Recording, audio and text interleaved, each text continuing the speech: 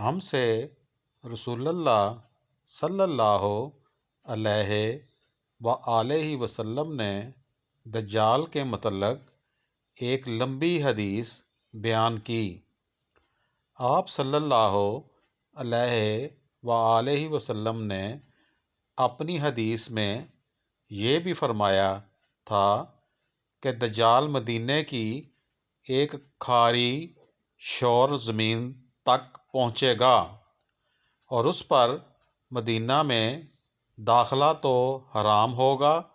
مدینہ سے اس دن ایک شخص اس کی طرف نکل کر بڑھے گا۔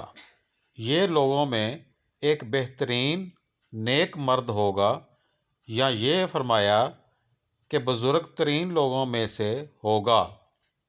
وہ شخص کہے گا کہ میں گواہی دیتا ہوں کہ تو ہی دجال ہے، کہ تو وہی دجال ہے جس کے متعلق ہمیں رسول اللہ صلی اللہ علیہ وآلہ وسلم نے اطلاع دی تھی۔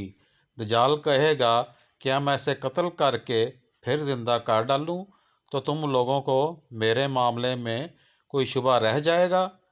اس کے حواری کہیں گے نہیں، چنانچہ دجال انہیں قتل کر کے پھر زندہ کر دے گا۔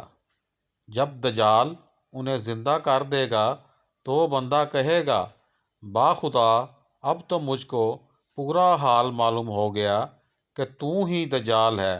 دجال کہے گا لو پھر قتل کر دوں، لیکن اس مرتبہ وہ قابو نہ پا سکے گا۔